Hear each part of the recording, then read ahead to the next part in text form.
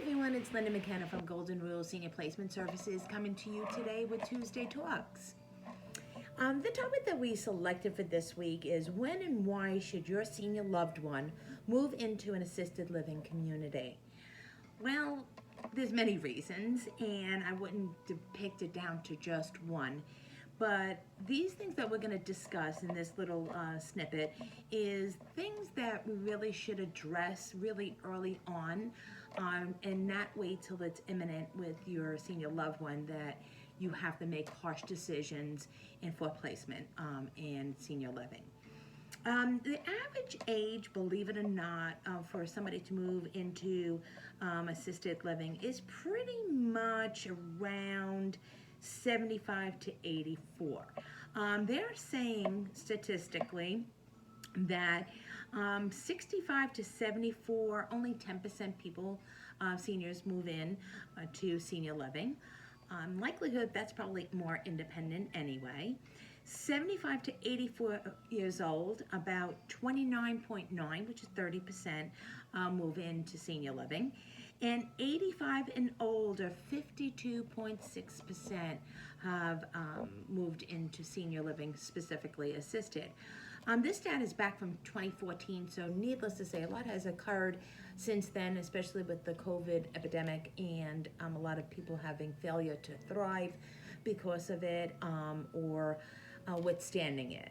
So there's a couple of topics that I'd like you to have a discussion within your family to address with your senior loved one, but really to communicate with your other family members. So if you're all seeing this happening, it needs to be discussed with a professional, probably your senior loved one's physician, and also with them as well. Home safety is the number one reason why assisted living community is really essential. Considering the fact that, them cooking, leaving, the oven on, the frying pan on, running water, taking over the home if they they filled the tub and forgot. There's just a lot of hazards just by mishap and forgetting that could happen. But home safety also also incorporates falls. Falls happen more times at home than anywhere else. And the reason why is for the very fact that even if somebody is using an assisted device, a senior loved one, they feel that it's not necessary for them to use it at home because they know the landscape of their home. So frequent falls is something very, very prevalent having at home. Then, considering the fact that some seniors don't give up their license, and driving is also a major safety mechanism as well. Worsening personal health. As we mentioned before, especially with that of COVID, there's a lot of residual from COVID. There's flus, the shingles is very prevalent amongst seniors, but also chronic diseases. When somebody has congestive heart failure, has been diagnosed in early stages, as they progress, as they get older, it becomes much more significant and something that needs to be addressed and looked after on a more regular basis. The fluid retention is something very, very important to observe. And it's like COPD, somebody that is on oxygen. How much are they getting from the oxygen? Maybe they have to up it. So chronic diseases, diabetes, has a whole host of concerns for a senior loved one as well too, if they're not addressed or appropriately monitored. Growing care needs.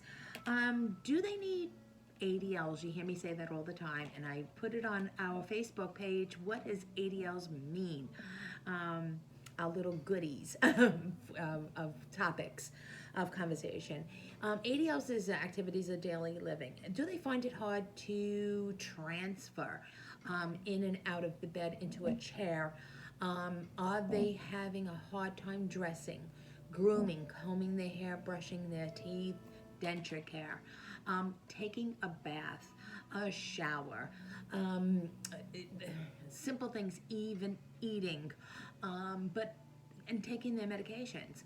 These are things that we take for granted that we do every day, and we've done them when we were younger. But as you progress, as you get older, maybe dementia sets in, and quite honestly, a lot of these things are not usually easy for them to do anymore, and they avoid it. So growing care needs is something very, very important, that they need care for somebody to do that, which needs daily assistance. Declining cognitive abilities, big. Forgetting, not just short-term loss, oh, I forgot why I walked into this room, but a lot of things, major things. So we're forgetting things, just we take for granted. How about taking a medicine? Does one forget to take a medicine when they're a senior loved one? Forgetting to pay a bill, or paying the wrong bill, being scammed.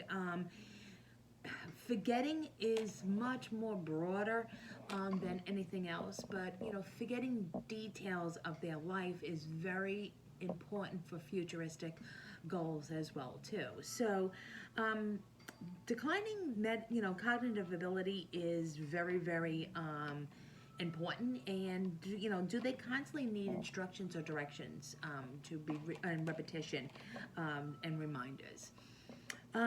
Inadequate nutrition, big amongst the senior loved ones, especially with ones living by themselves.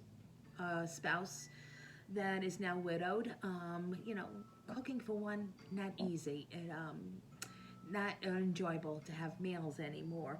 But are they eating the right food? If they're diabetic, are they eating things that are sugar laden? Starches, as we know, turn into sugars. Are they eating at the right times of the day? Are they eating the right amount of food? Are they drinking enough? Are they hydrated enough? Somebody that has hypertension, is there salt-ridden foods that they're eating? As we know, frozen food, meal dinners are laden with salt to preserve them. So, inadequate nutrition is very important. Are they gaining weight? Maybe they're filling with fluid. Are they losing weight? Because they're not eating nutritiously, which then sometimes really sets into depression. Lack of personal hygiene, big. Is somebody not willing to get dressed, stay in pajamas all day, or wearing the same clothes again and again and again? Are they soiled? Are they soiled with urine?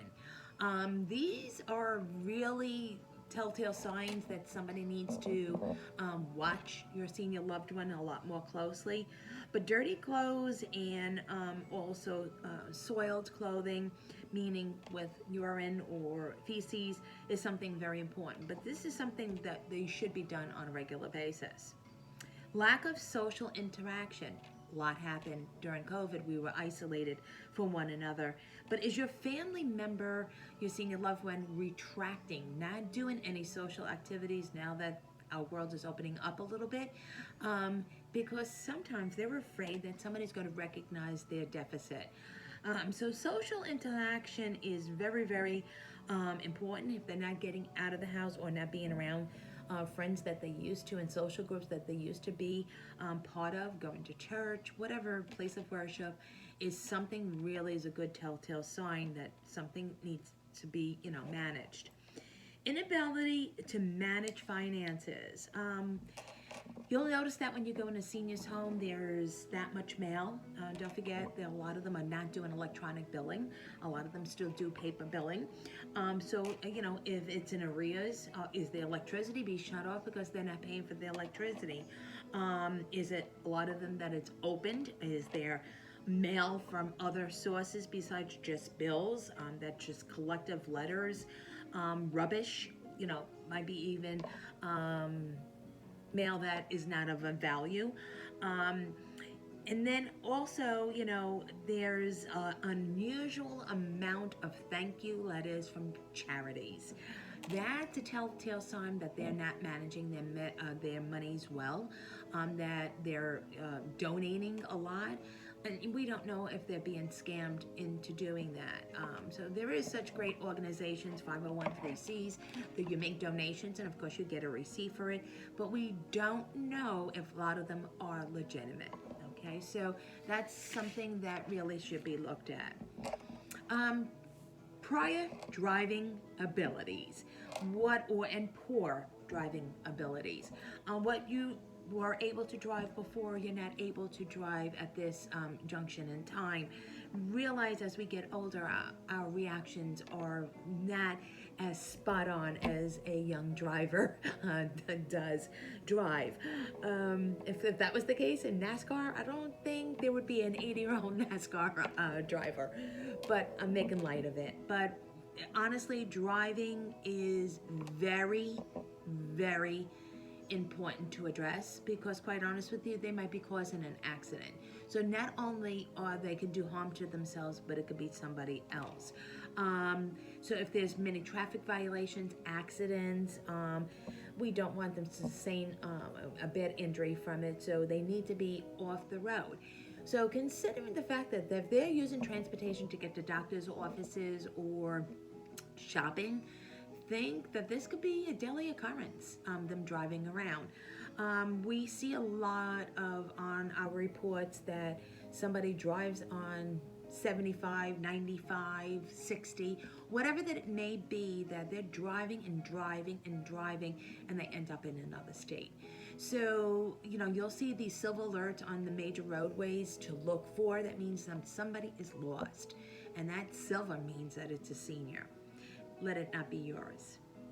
Inability to manage the household. When you look around the household and there's unkept laundry, bills piling up as we notice, the grass is so high, just dirt, clutter, hoarding, all those things are a telltale sign that they can't do their household chores anymore. Tons of dishes in the sink, because now this becomes hazards. Even something as dead plants, that they're not even watering the plants anymore. But constant clutter, and if the trash has not been taken out on a regular basis, it could pose more harm than anything else, because if there's clutter, it's the immobility of working in safe environment is something that is going to inhibit in them or provoke a fall. And of course, if there's spoiled food, it could bring in rodents, a whole host of things. So when the staff you go to visit, when we do a tour, they're going to ask you why go to senior living. And if these things are addressed, most senior living communities realize you're ready to go to a senior living community, especially assisted, because you're going to get assistance. But we want to always make sure that we're helping with their decision, and don't feel like we're putting them away. They're part of the process.